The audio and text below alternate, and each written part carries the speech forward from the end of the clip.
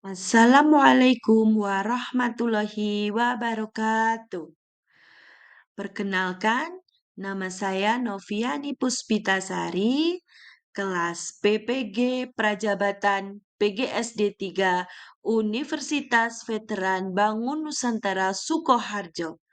Di sini saya akan menyampaikan kampanye praktek baik yang telah saya buat dalam pemenuhan tugas ujian akhir semester perspektif sosio-kultural.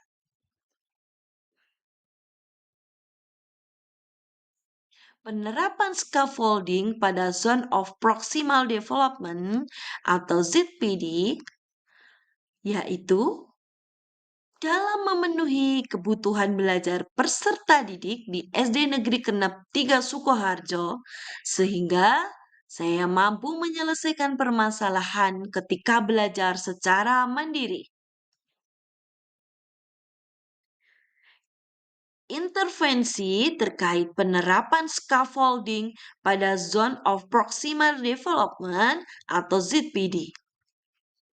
Pada pembelajaran IPAS di SD Negeri Kenep 3 Sukoharjo, terdapat peserta didik yang belum mampu memahami konsep materi yang dipelajari.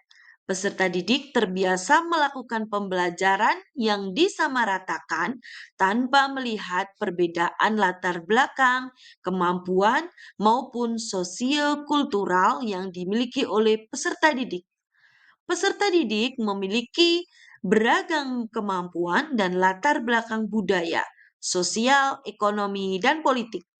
Pada hal ini, guru berperan untuk memberikan fasilitas pembelajaran yang sesuai dengan latar belakang dan kemampuan peserta didik. Guru dapat mewujudkan ketercapaian tujuan pembelajaran yang sesuai dengan kebutuhan dan kemampuan peserta didik. Apa itu scaffolding? Scaffolding adalah suatu teknik pembelajaran di mana peserta didik diberikan sejumlah bimbingan atau bantuan kemudian perlahan-lahan diadakan pengurangan terhadap bantuan tersebut. Sehingga pada akhirnya peserta didik dapat menunjukkan kemandirian yang lebih besar dalam proses pembelajaran. Metode pengajaran scaffolding mengacu pada teori Vygotsky, yaitu pembelajaran yang terjadi apabila peserta didik bekerja atau belajar menyelesaikan tugas-tugas yang belum dipelajari, namun tugas-tugas tersebut berada pada zone of proximal development. Apa itu zone of proximal development? ZPD adalah jarak antara tingkat perkembangan sesungguhnya yang didefinisikan sebagai kemampuan pemecahan masalah secara mandiri dan tingkat perkembangan potensial sebagai kemampuan pemecahan masalah di bawah bimbingan orang dewasa atau melalui kerjasama dengan teman sejawat yang lebih mampu atau bisa disebut dengan tutor sebaya.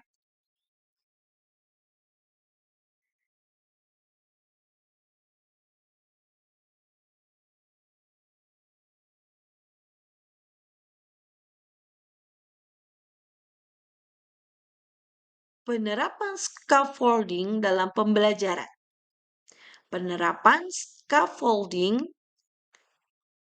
saya lakukan di kelas 4 pada mata pelajaran IPAS dengan topik Aku dan Kebutuhanku. Kegiatan yang saya lakukan yaitu 1. Pengenalan materi pembelajaran. 2. Mengelompokkan peserta didik berdasarkan perkembangannya. Ketiga, guru memberikan tugas sesuai dengan tingkat perkembangan peserta didik. Keempat, guru memberikan bimbingan kepada peserta didik terkait aktivitas belajarnya menggunakan metode scaffolding. Kelima, melakukan evaluasi terhadap kegiatan pembelajaran yang telah dilakukan. Hasil yang dicapai dalam penerapan scaffolding. 1.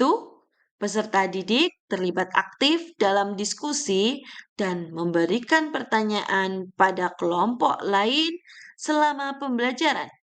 Kedua, menciptakan lingkungan belajar yang menyenangkan dengan adanya diskusi kelompok. Ketiga, peningkatan kemampuan pemahaman peserta didik terhadap materi dan kemampuan memecahkan masalah. Keempat, peserta didik berani dalam menyelesaikan hasil diskusi sehingga pembelajaran menjadi berpusat pada peserta didik. Kelima, peserta didik dapat belajar dengan aman dan nyaman. Pembelajaran dan replikasi. Scaffolding dapat mengurangi kesulitan pada peserta didik dalam memahami materi pembelajaran, khususnya pada mapel IPAS, topik aku dan kebutuhanku. Melalui penerapan scaffolding, peserta didik dapat mengembangkan kemampuannya hingga tujuan pembelajaran tercapai dengan optimal. Penerapan scaffolding pada ZPD dapat menjadi sebuah pendekatan pembelajaran yang dapat dilakukan oleh guru sebagai wujud pembelajaran yang berpusat pada peserta didik. Kita makan es gini dulu ya. Ayo berdiri dulu. Berdiri. Ya. Ketik baik yang telah saya lakukan. Semoga bermanfaat. Wassalamualaikum warahmatullahi wabarakatuh.